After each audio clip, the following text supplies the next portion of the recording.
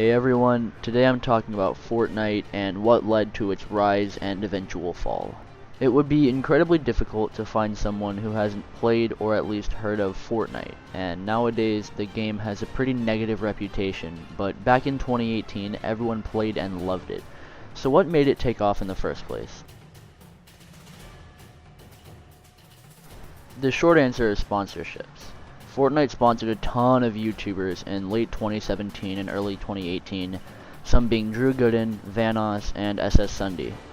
It's clear they paid a fuck ton of money for all these sponsorships, but when you're backed by such a behemoth as Epic Games, why wouldn't you? This is a game with an actually interesting gimmick, building, that I'm sure they know, if marketed correctly, would absolutely dominate shooter games, which is exactly what happened. So why did everyone play it? The best answer for that is how it converged two already huge communities. One being shooters, such as COD or CSGO, and creative building type games like Minecraft or Roblox. Take guns and PvP mechanics from FPSs and combine that with the fun building aspect that merge the two pre-established communities. I think most kids growing up with video games in the 2010s was on one side of those communities, whether that be swearing at people in COD on Xbox Live or proving to your cousins that you found Herobrine. Fortnite took aspects from both of these communities, causing people who previously stayed on one side to check it out, effectively doubling the people who may play it, because the people who played Minecraft probably didn't play much Modern Warfare, and vice versa. If you combine that with a genre that hadn't really been revolutionized in a long time, Fortnite was pretty much the perfect game. And for a while it was. I remember back in like 2018 just playing with my friends, having a great time. The game was at its prime back then, and we all enjoyed it. So what really was it that caused Fortnite to die?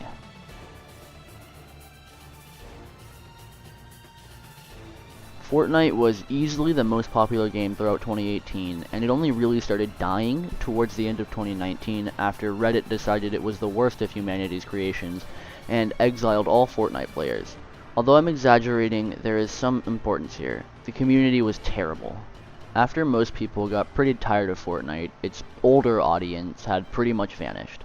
The average Fortnite players were children, and it did not reflect well on the game.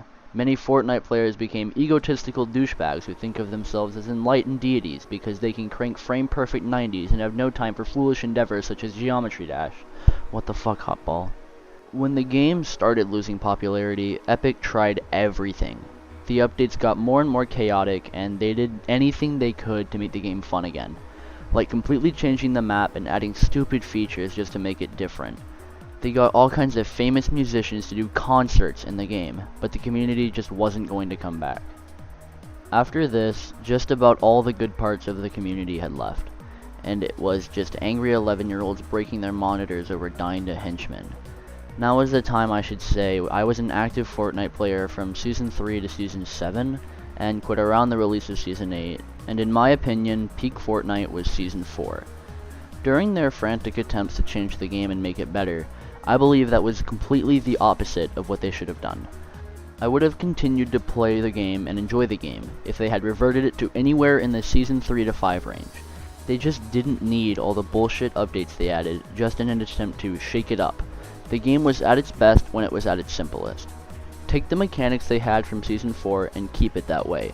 The majority of the player base didn't want or need planes, mechs, henchmen, or fucking whatever the hell that Midas shit was. And so much more. The game was at its best in Season 4. That's about it for this one. This was essentially just my take on Fortnite as a whole, and I hope you all liked it. I might upload a longer video about this sort of stuff in the future, maybe specific aspects of Fortnite, why it was good, why it was bad, how much I hate the community at this point. But with that said, make sure to let me know how wrong I was in the comments, and I'll see you all later.